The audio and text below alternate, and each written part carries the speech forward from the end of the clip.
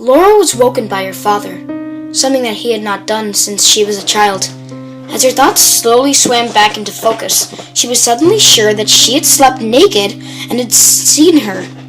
But to her relief, she was wearing her baby blue pajamas. God, what was he doing in here anyway? "Come on, you," he said brightly, opening the curtains and letting the sunlight in. Outside, she could hear a lawnmower running, perhaps in the next street, and what could have been birdsong. "It's button day, remember? Get dressed, put something nice on, we're leaving in an hour."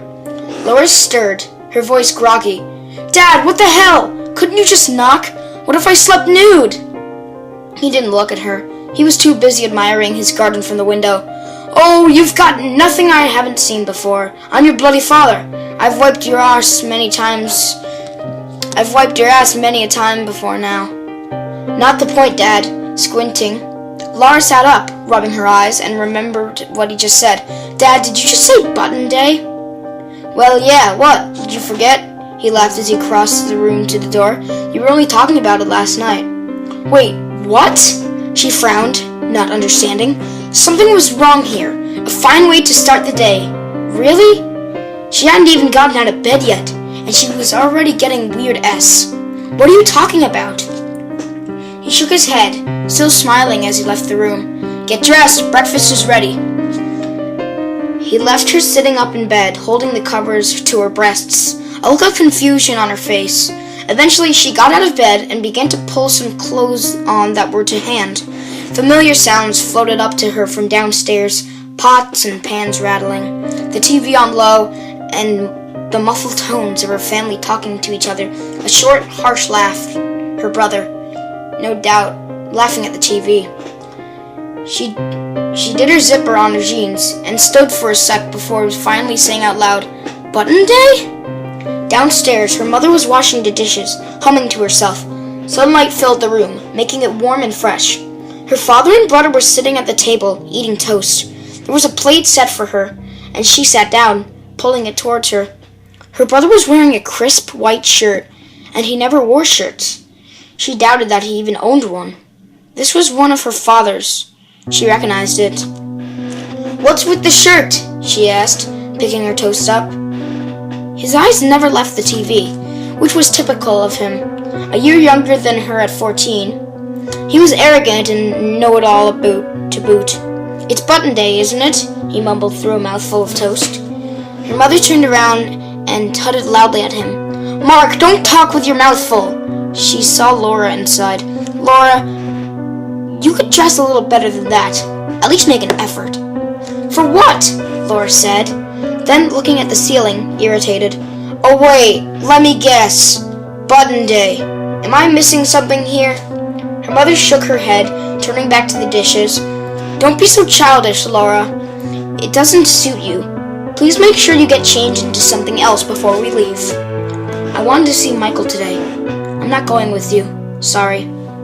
A hush fell over the kitchen as everyone stopped what they were doing and stared at her in surprise, warily. Laura said, "What?" "Are you crazy?" her brother asked. "You can't go out today. You're coming with us." Laura, you made plans? Today? Of all days?" her father asked, and she pushed back on her chair as a dull anger rose in her. "Yes, I made plans. What the hell is going on this morning?" No one answered her.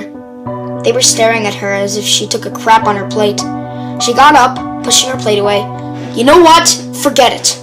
"Laura, stop this right now," her mother snapped. "You knew perfectly well what we were doing today. It's been planned for a long time. Now you can just call Michael and tell him why you're not seeing him." "That's just it!"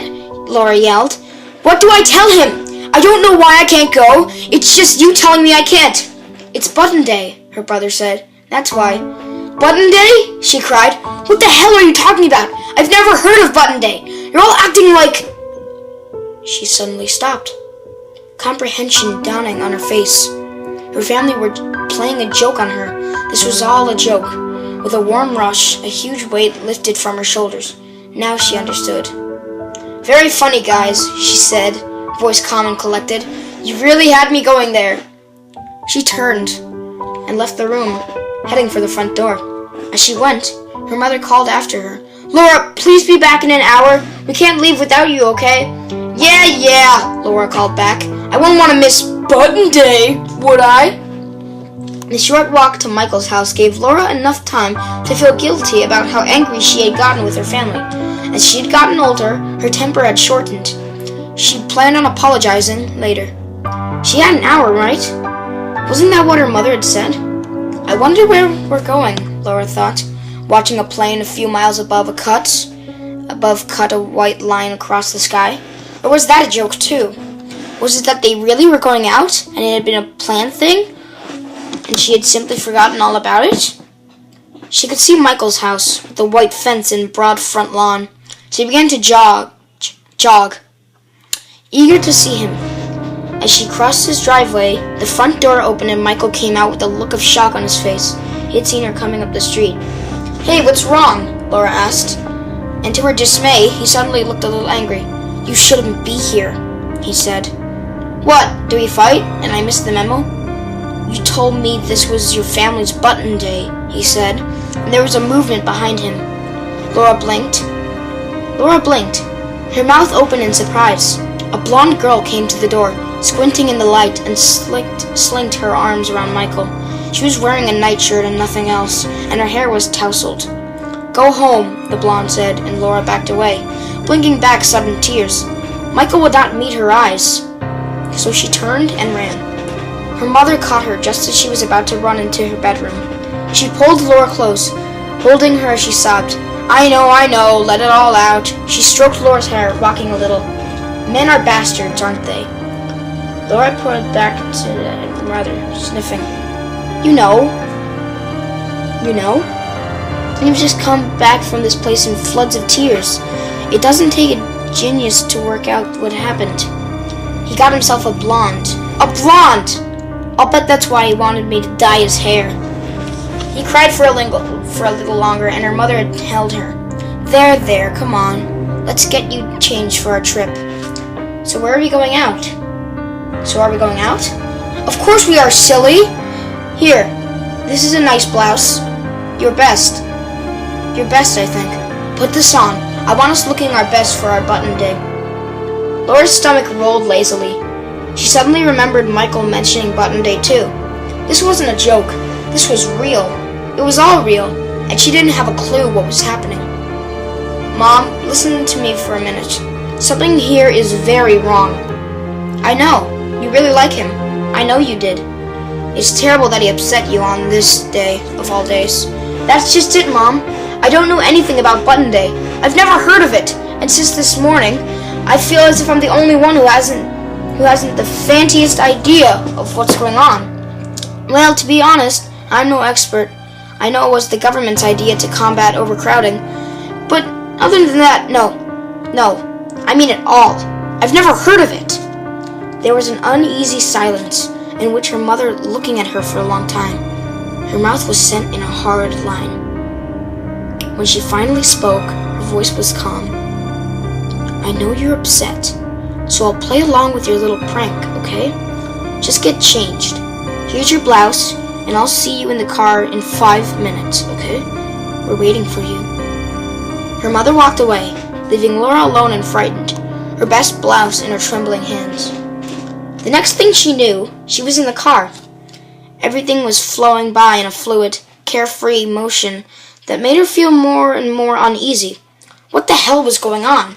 Why did she not recall anything about this day that everyone was talking about?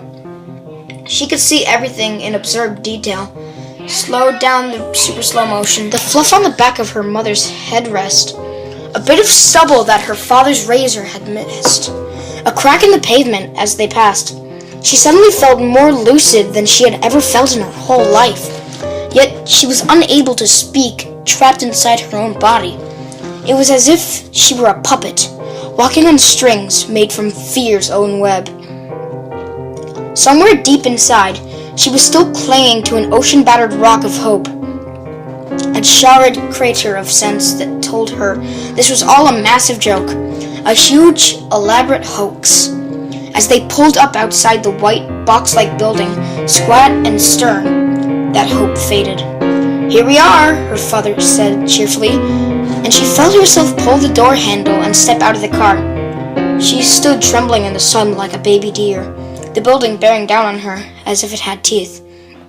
Acting as if they were at the seaside, her family got out of the car, chatting animatedly.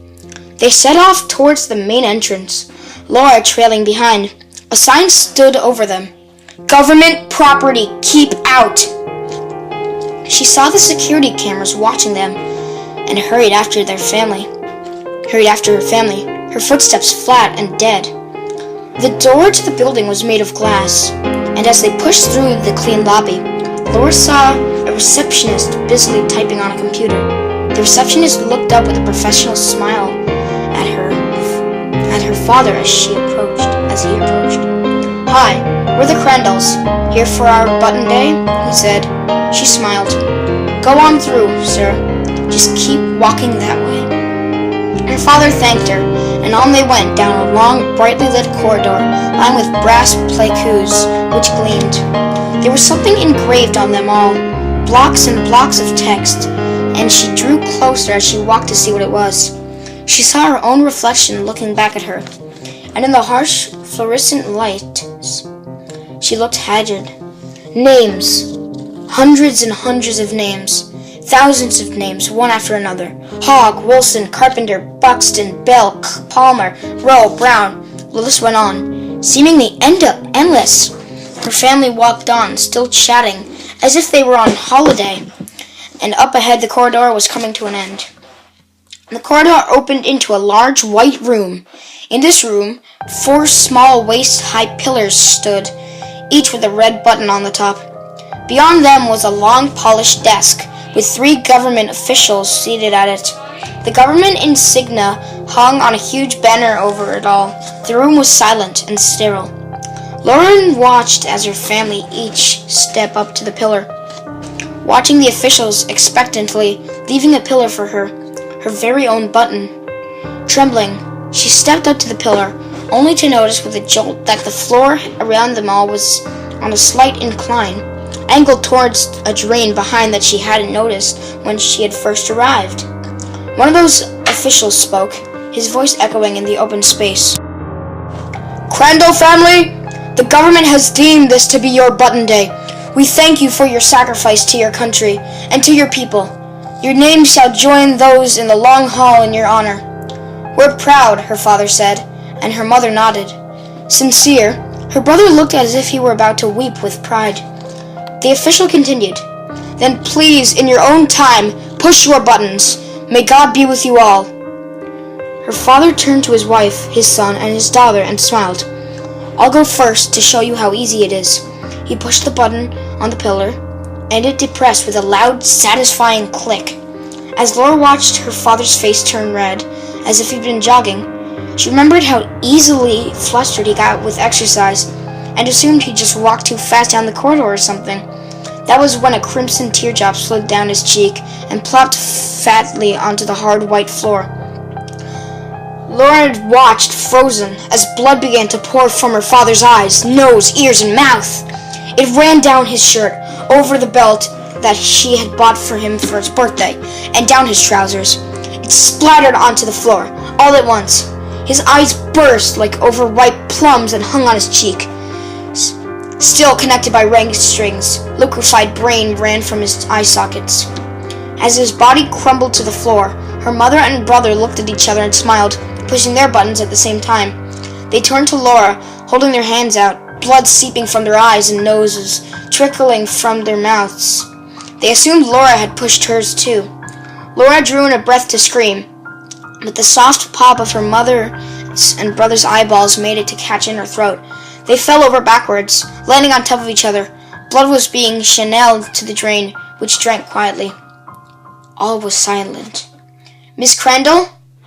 Numb, she saw the officials watching her closely. "Miss Crandall, overpopulation is destroying our towns and cities. Your country needs your action today." She stared wide-eyed at the official. To her side, her brother's hand twitched, the last of the nerve impulses fading. Blood was already congealing in his empty eye sockets. The official was standing up slowly, and she saw that he was a tall man, taller than most.